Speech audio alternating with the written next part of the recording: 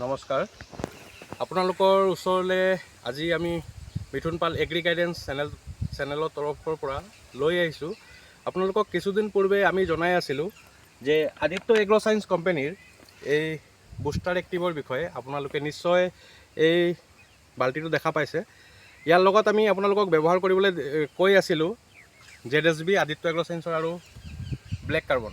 তো এইখিনি আমি আমাৰ এজন কৃষকক এখন আইদবাৰী বুলি কয়, সেই আইদবাৰীৰ ওচৰত আমি ব্যৱহাৰ কৰিবলৈ দিছিলোঁ ধান খেতিত বুষ্টাৰ এক্টিভ, ব্লেক কাৰ্বন আৰু ZSB। আজি দিয়াৰ 8 দিন 10 দিনমান হৈছে।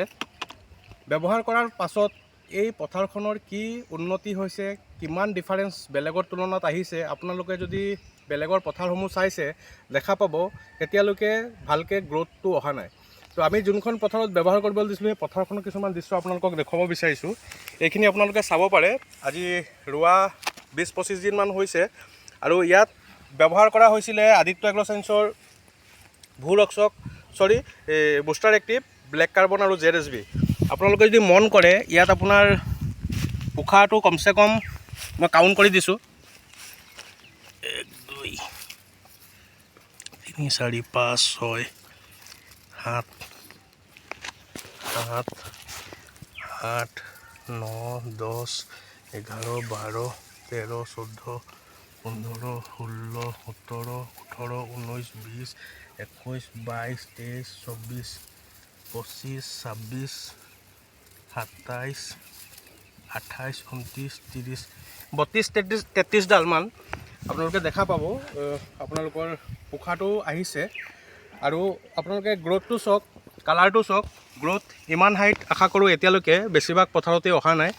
আৰু আপোনালোকে হাইট চাওক, কালাৰ চাওক, আপুনি কিমান ধুনীয়াকৈ আহিছে। গোটেই পথাৰটো আপোনালোকক দেখুৱাব বিচাৰিছোঁ। ইমান ধুনীয়া এটা কালাৰ আহিছে আৰু গ্ৰ'থটো দেখা পাইছে আপোনালোকে। তো এই গোটেই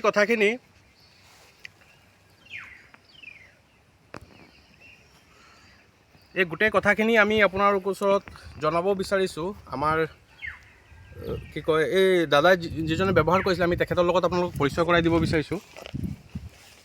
এইজন দাদা, আপোনাৰ নমস্কাৰ।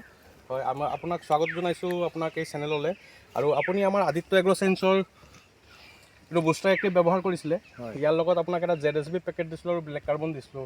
আপুনি 3টা মিক্স কৰি কেনেকৈ মাৰিছিলে আৰু আপোনাৰ অকণমান মতামতখিনি যদি আমাক জনায়। এইটো এই গোটেই 3টা মিক্স কৰি পিনে মই মানে পানী প্ৰায় 6 ফুট 1 ফুটমান পানী আছিলে নেকি তেতিয়া পথাৰত। হয় হয়, তেতিয়াই মানে গোটেই পথাৰত যেনেকৈ মাৰিবলগীয়া তেনেকৈ মাৰি দিছিলোঁ। হয়। ধান ৰোৱা আপোনাৰ কিমান দিন হ'ল?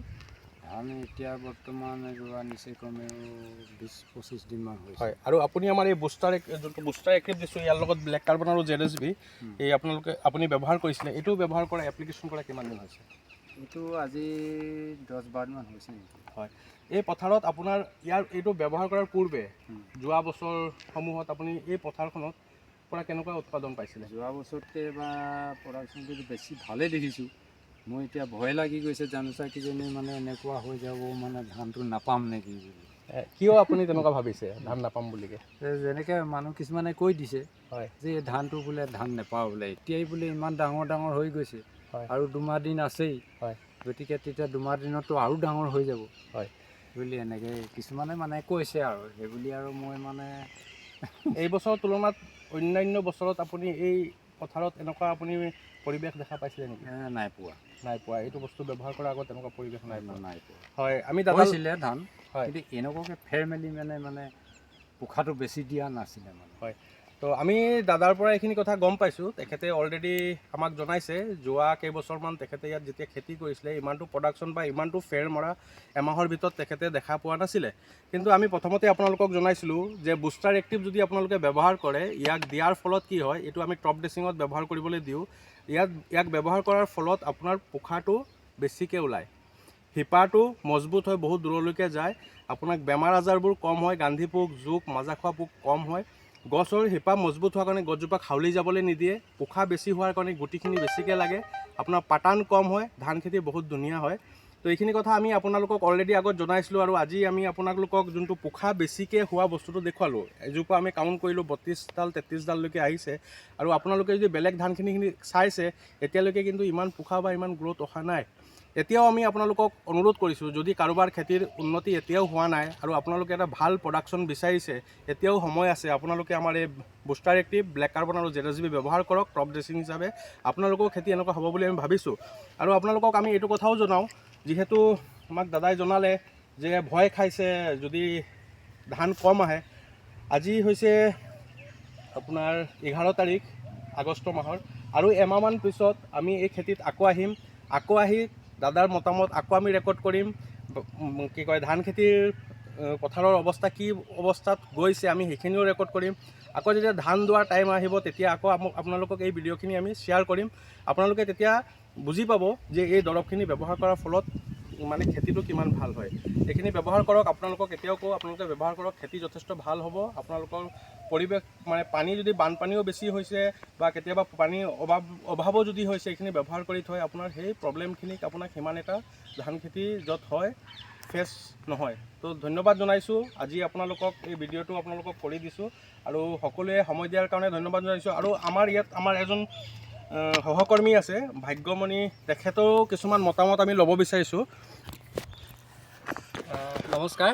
হয়, আদিত্য এগ্ৰ চায়েন্সৰ যিখিনি আমাৰ দৰৱ, এইখিনি বুষ্টাৰ এক্টিভ, যোনটো বিশেষকৈ এইটো আপোনাৰ বুষ্টাৰ এক্টিভ, এইখিনিত মই বৰ্তাক দিছিলোঁ এপ্লাই কৰিবলৈ। বৰ্তাক কৈছিলে ধান খেতিৰ কাৰণে কিবা আছে নেকি বুলি। তেতিয়া আমি দিছিলোঁ। দিয়াৰ লগে লগে যেতিয়া লৈছিলে এপ্লাই কৰিবলৈ কৈছিলোঁ, মই এপ্লাই কৰিছিলে তেখেতে। এপ্লাই কৰি দেখিছে যথেষ্ট ভাল ৰিজাল্ট পাই আছে বৰ্তমানলৈকে। মোক নিজে কৈছে ফেৰ বেছি হৈছে। এতিয়া আপোনালোকে নিজে দেখিছে এই গছজোপাত বৰ্তমানলৈকে 33ডাল আপোনাৰ ব্ৰাঞ্চ আছে। এই পোখা 33ডাল মেলিছে। এই ইয়াত কাউণ্ট কৰিলে গম পাব, ইয়াত 33ডাল আছে। ইয়াত 33ডাল আছে। 33ডালত চিন্তা কৰক। আগতকৈ মোৰ এক্সপিৰিয়েঞ্চৰ পৰা নহয়, বৰ্তাই নিজে ক'লে 33ডাল আছে, আগতকৈ যথেষ্ট ভাল হৈছে। পোকৰ সমস্যা একো পোৱা নাই এতিয়ালৈকে। আমি যোনটো বুষ্টাৰ এক্টিভ দিছিলোঁ তাত মজা খোৱা পোক, জোকৰ সমস্যা নাপায়, নিগনিৰ সমস্যা নাপায়। এতিয়ালৈকে আছোঁ। ইয়াত পানী অলপ শুকাই গৈছে, তথাপিও পানী ধৰি ৰখাত যদি পানী ধাৰণ ক্ষমতা এতিয়ালৈকে আছে। চক হয়, আপোনালোকে দেখা পাইছে এই পথাৰত পানী কিন্তু নাই, যদিও আপোনাৰ খেতিটো ভাল হৈ আছে। তো আমি আমাৰ ভাগ্যমণি আমাৰ সহকৰ্মীৰ পৰা জানিব বিচাৰিছোঁ তেখেতে কি ভাবিছে, আৰু বেলেগ যিসকল খেতিয়কৰ লগত এইখিনি বস্তু ব্যৱহাৰ কৰিবলৈ দিছে আৰু অন্যান্য পথাৰসমূহ চাই তেখেতৰ মতামত কি, তেখেতে কি ভাৱধাৰা? যথেষ্ট ঘূৰিছোঁ মই পথাৰ।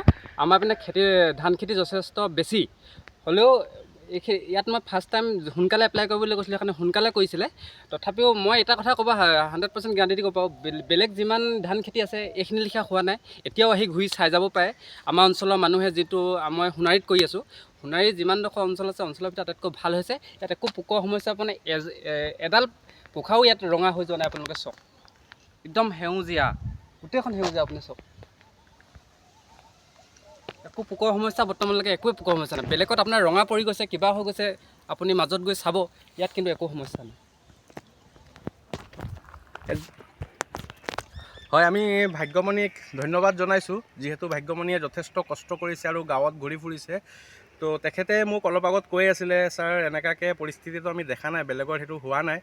তো মই তেখেতক ক'লোঁ যে হয়, এইটো সঁচাকৈ এনেকুৱা ভাল কাম কৰে। আৰু আপোনালোককো কৈছোঁ, খেতিয়কসকলক, আপোনালোকেও আগবাঢ়ি আহক, আপোনালোকে আমাৰ এই বস্তুখিনি ব্যৱহাৰ কৰক, যথেষ্ট উপকৃত হ'ব বুলি আমি ভাবিছোঁ।